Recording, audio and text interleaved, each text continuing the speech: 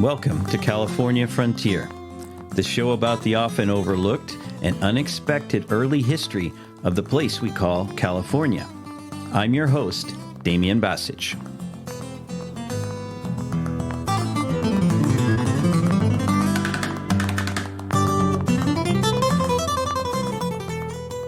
Hi everyone. This is going to be a relatively short episode, but I really felt it was important to talk to you a little bit about an event I attended on the weekend of April 12th to 14th of this year, 2024. And that is the California Missions Foundation Annual Conference.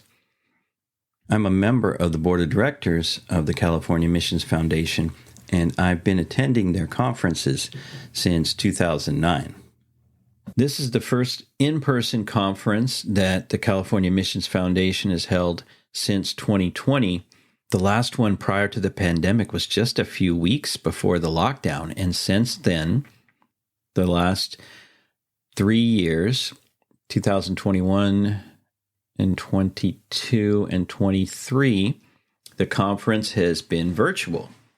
Now, those virtual conferences have been excellent, but in my opinion, you really can't beat getting together in person, and I'm going to tell you a little bit why. Well, first of all, what is the California Missions Foundation?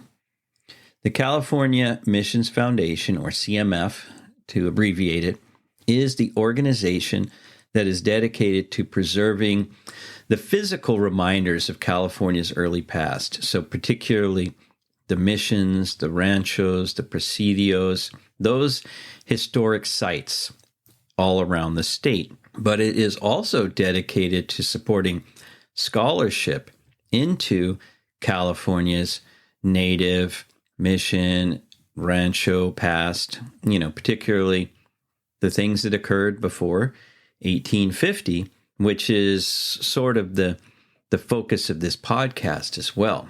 And that's not by accident. That's my personal interest, scholarly interest. Now, each year, the conference is hosted by one of California's 21 missions, or I suppose one of the presidios as well, but mainly by one of California's 21 missions. And this year was unique because we actually held the conference at two separate locations.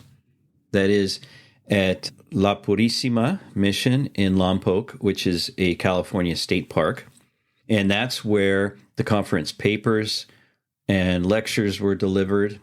And then at Mission Santa Inés, which is a functioning mission, it's a functioning Catholic parish, is where we held the banquet, other events, social gatherings, and so on. That's also where there was a groundbreaking ceremony because the Missions Foundation actually is supporting some of the earthquake retrofit that is going on at Mission Santa Inés, which, by the way, is one of the things that the California Missions Foundation does, is to support all of those upgrades and maintenance activities that are so important to keep these historic sites functioning. As you can imagine, missions and other buildings from the Spanish and Mexican eras are made out of materials like adobe that, if they're not maintained, can easily fall apart, melt back into the landscape. So California Missions Foundation really does important work in keeping these places open and maintained and available for people to visit and to see and to touch. So we had our conference and the events at these two separate locations, but that are pretty close to one another. And in addition to the conference, the papers, the banquet, the mixers, things like that, those other gatherings, we also had private tours of nearby historical sites.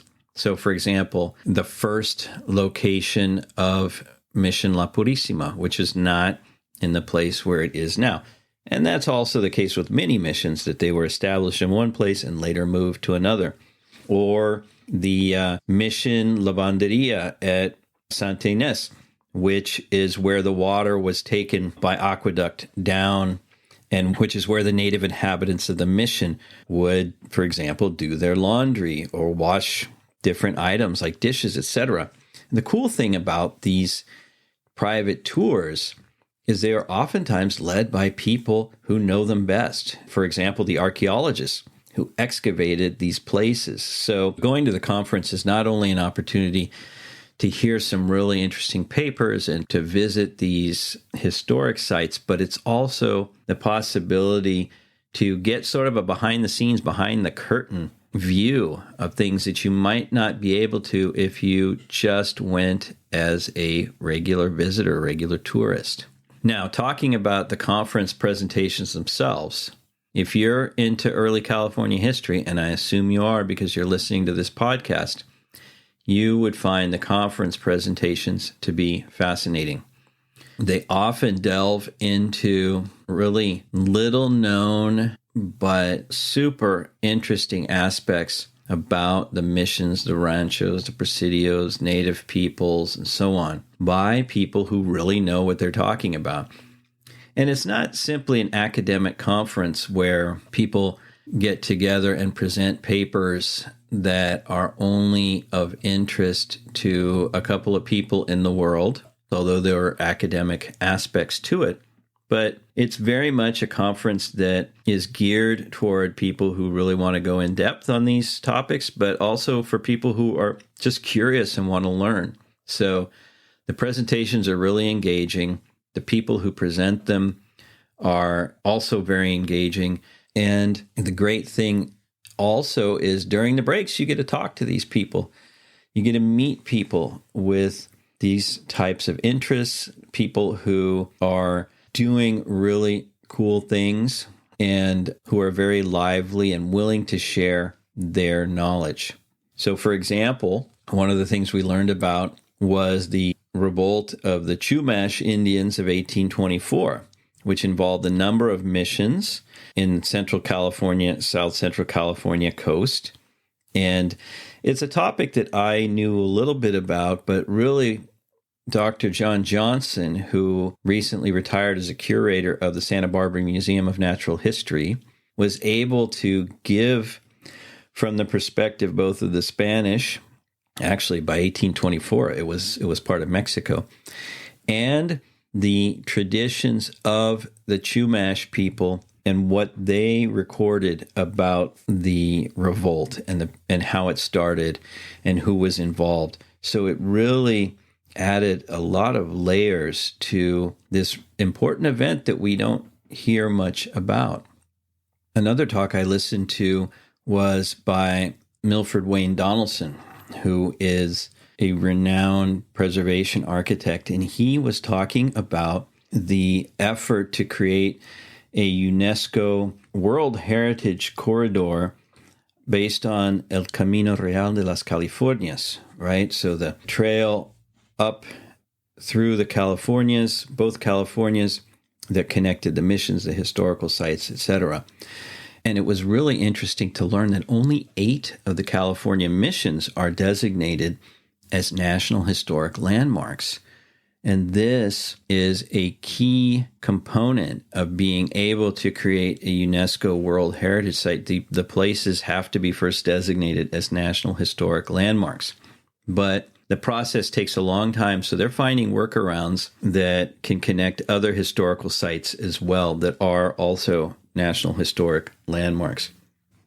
Let's see. There was a great presentation by my friend Eric Plunkett, who's been on the podcast twice and who will be back again, about tracing out the identities of people and villages that interacted with Junipero Serra around the time that he founded Mission San Juan Capistrano, 1770 to 1784, or the fascinating presentation by David Rickman, who is the premier artist illustrator of early California.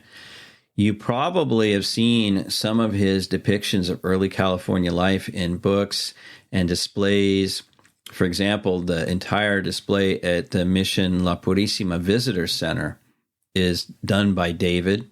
He's written books. He created an amazing book about early California. If there's anyone who knows more about the different groups and individuals in early California, the clothes they wore, the material culture that they used, I don't know who it is. I don't think that person exists. David is the go-to guy for all that stuff. And he's coming out with a new book, and I have a tentative promise from him to be on the podcast to hear about what he's doing. There was a fascinating presentation by Marie Duggan, who's been on this podcast, and she was speaking about a man named Pedro Calderon, who was a Spanish official living in Manila, who lived through the British attack on Manila and the capture of that city, and who wrote to Spanish colonial officials about really bolstering California as a place to prevent Russians and, of course, also the English from settling. Her presentation brought out all sorts of connections between California, the Far East, the Russians, the British, etc., things that most of us aren't aware of. And I'm sure she will be back as well on the podcast to talk more about that. So I'm not doing justice by any means to these presentations at the conference because I'm leaving out lots of other ones, including the one by Dr. Rosemary Beebe and Dr. Robert Sinkowitz that they did about letters between General Mariano Vallejo and his wife Benicia. And those are moving, touching, poignant because they're family letters. They're between a husband and a wife. Once again, I will be having them on the podcast as well. So conference presentations, amazing.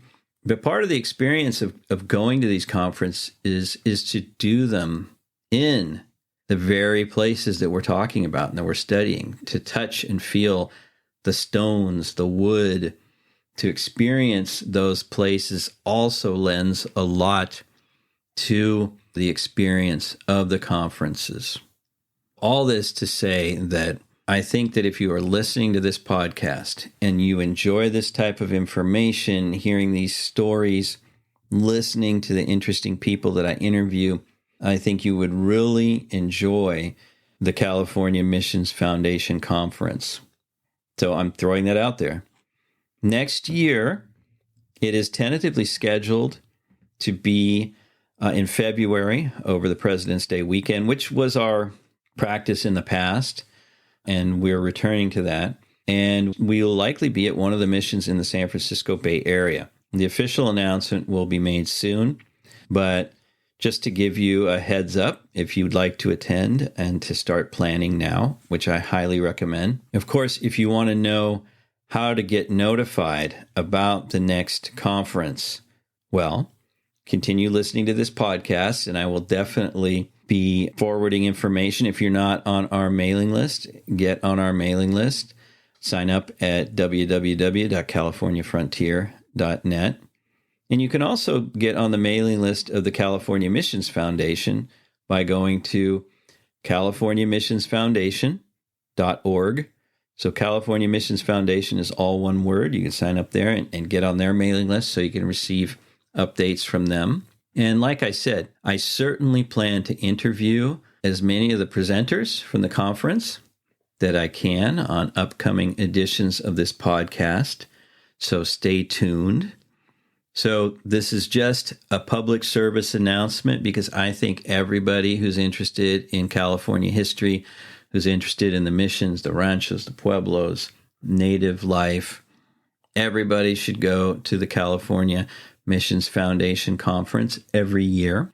So stay tuned to the upcoming editions of this podcast. If you're not subscribed, subscribe so you get notified. And please send me your comments. Let me know what you're interested in. Let me know if you were at the conference. Let me know what you thought about it.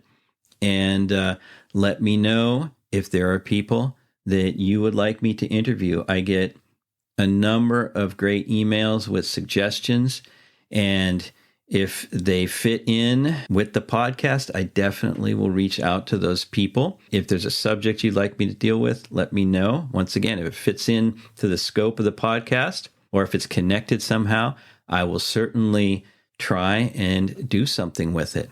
So Thank you again for listening, and we'll be in touch on the next edition of the podcast.